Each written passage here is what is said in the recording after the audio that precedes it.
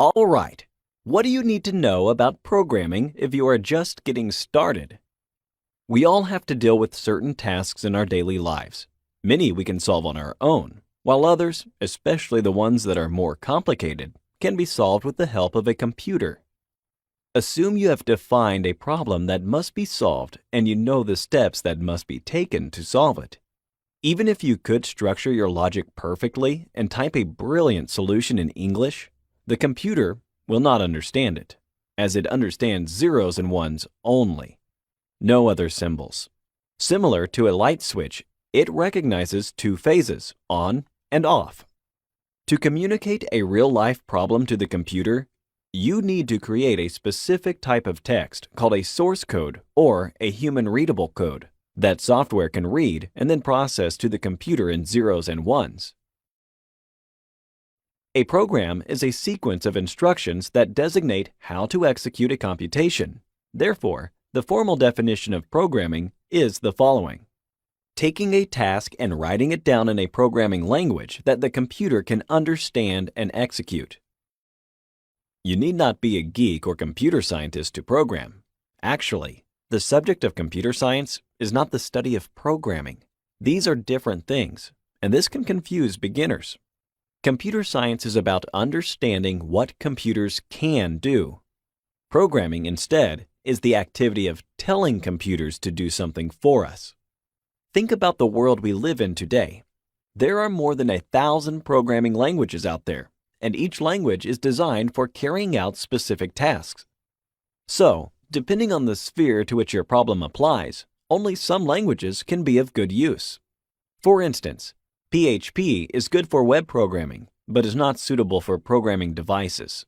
C++ can definitely help you with the latter, while Python and R are some of the favorite tools of data scientists and people from the finance industry. When you meet an experienced programmer, don't think he can program in all languages out there. Instead, it is likely he can work with one or maybe a few languages, but he has mastered them well. Right, but how does somebody become good at programming? First, programming requires problem-solving skills and involves abstract thinking. You are supposed to understand your task perfectly and then break it down into a sequence of instructions or smaller computational steps that the computer can execute. For example, John is asked by his boss to do the following: create a program that adds 10 to any number his boss inputs with the keyboard. The correct reasoning would be, if x is the unknown provided, we need an output of x plus 10. After you have created these steps, with the help of a programming language, you will type in beautifully organized lines of code. So, the second crucial thing to develop is mechanistic thinking. Unfortunately, computers can only execute what you ask them to do, and they won't understand what you imply by the instructions you have provided.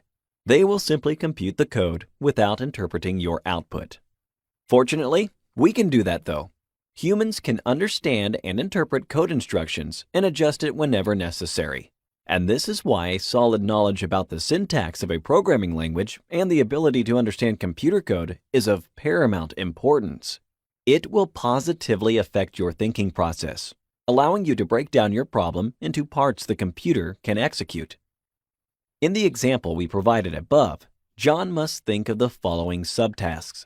First, he must define a function that takes x as an argument and then returns as an output a new variable equal to x plus 10.